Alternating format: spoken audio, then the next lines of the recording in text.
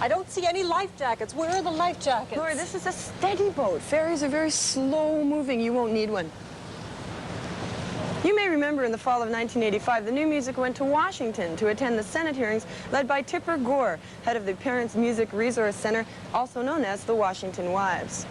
The Senate hearings dealt with media's three favorite subjects, sex, drugs, and rock and roll, and attracted people like Dee Snider, Frank Zappa, and John Denver in an attempt to protect their right to artistic freedom. I'm a parent. I've got 4 children. 2 of them are here.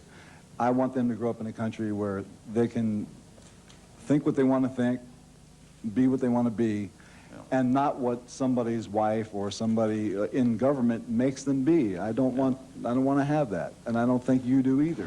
One of the end results of the hearings was that both the Canadian and the American Recording Industry Associations decided to place warning labels on albums that might contain lyrically or visually offensive material. Now, not every third album ended up being stickered, but there was some fallout. When the Dead Kennedys released their latest album, Frankenchrist, it bore the following label. The inside foldout of this record cover is a work of art by H.R. Giger that some people may find shocking, repulsive, or offensive. Life can sometimes be that way. The poster is a graphic depiction of genitalia that has been on display in some European museums, but to me it sort of looked like vegetables in mud. And I'd show it to you, but it's no longer available in the album. You see, a woman charged Jello, Biafra, and the Dead Kennedys with distributing harmful material to a minor when her 14-year-old daughter bought the album. This case was considered precedent-setting by many in the entertainment industry, and it finally went to court last week. Much Music's Erica M. was in Los Angeles, and we asked her to track down Jello, Biafra.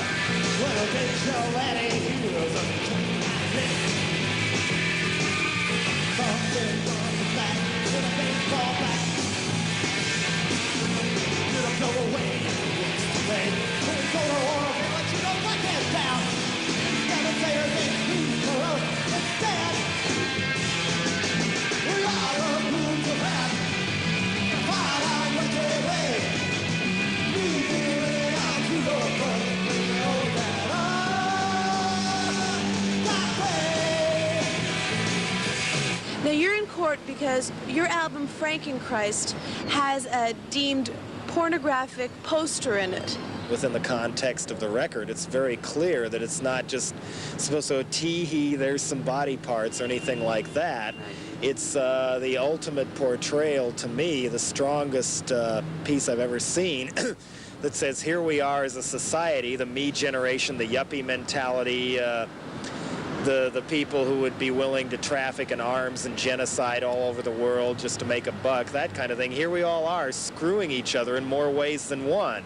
The image had to be horrific in order to portray it as being the ugly thing that it is, so that maybe people would want to do something about it, get themselves out of that food chain. We don't have to be part of that food chain in order to survive and have some kind of fulfillment of the soul. But just like junk, man, the price of being addicted to the Lord goes up. If you want to shoot up with God, you gotta buy more and more of it to shoot up, or it just ain't gonna be the same. Heroin has killed people. How often has heroin started a war? How often has religion started a war? What they're trying to do also, the prosecution here, is set the kind of legal precedent where it isn't just the over-the-counter seller who can be prosecuted for obscenity or what they call harmful matter here, that you can go after anybody. The guy who sat in the office and had nothing to do with the recording of the record, they're trying to put him on trial. They tried to bust the owner of the record pressing plant that stamped out the vinyl. He was dismissed for lack of evidence, as were 3 other defendants, but we're still here. And so what they hope to accomplish is to set the kind of ugly chain of precedents where even if you walk out and get coffee for the director of a movie that someone else puts an X rating on later on, you could be prosecuted for the whole movie. Guilty by association? Yes, in other words, guilt by association to the point where people won't want to associate to create good art. They'll be scared, and for good reason. And anytime anybody is afraid to say or create what they believe, that in itself is censorship. Now, what about about yourself? You're the dad. You're supposed to be from the generation that is looking down on what he's doing, that is the more conservative. How do you feel about all this? In actuality, I believe in a free society, and I raised my kids, I hope, to believe in a free society.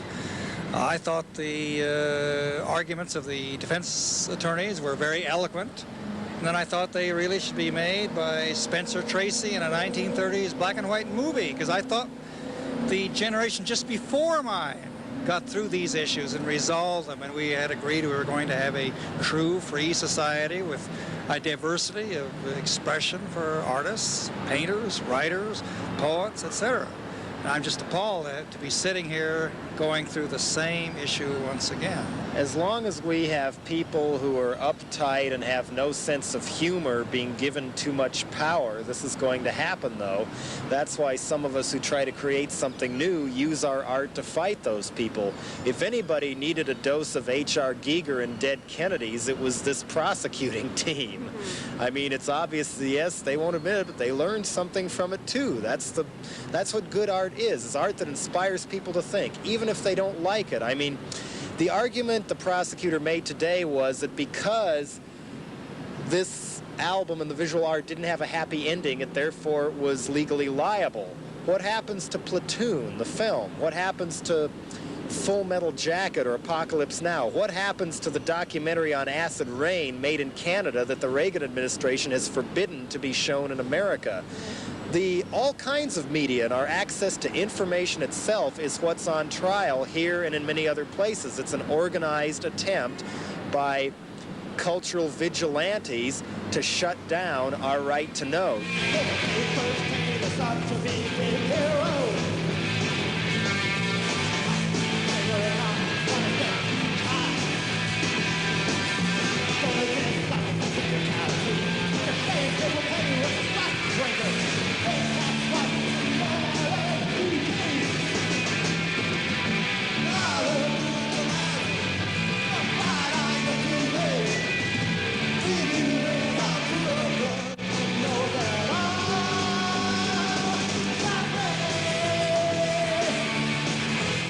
That it's more difficult now or almost impossible to get Dead Kennedy records in stores. Well, keep in mind they did not prosecute the actual record store that sold the record to the kid. They made a deal with the store. You won't get prosecuted if you withdraw Dead Kennedys from their shelves. They withdrew every album Dead Kennedys had ever made. And this was the Warehouse chain, which is the largest record store chain in California. Other chain stores followed suit, and we were having a harder time making a living. There's no more band, we don't perform, so record sales are my only way of paying the rent, except for the speaking engagements. And so this is a direct attack on our ability to make a living. After the trial is over, I know that the Dead Kennedys have broken up, so what are your plans? Well, there's been so much disruption and damage to my artistic momentum, shall we say, that it may take years to pick up the pieces. I see no music for at least another year or two because of all these problems. So I will do a speaking tour in the fall. I may turn up in Canada for part of this. It's sort of aimed at college campuses, shall we say. I mean, if G. Gordon Liddy is the highest paid college lecturer in America, someone's got to do something. The eventual outcome of the case was a 7-5 jury vote for dismissal. Prosecutor Michael G. Reno pressed for a rehearing, but Judge Susan Isaacoff denied the motion and dismissed the charges. It should be noted that the teenager told 3 different reporters outside the courtroom after she had testified that she did not feel as though she was harmed by the poster. She thought it was, quote, gross but not harmful, unquote. And the mother said that when she had sent the complaint letter, she did not think there would be such a big to-do about it.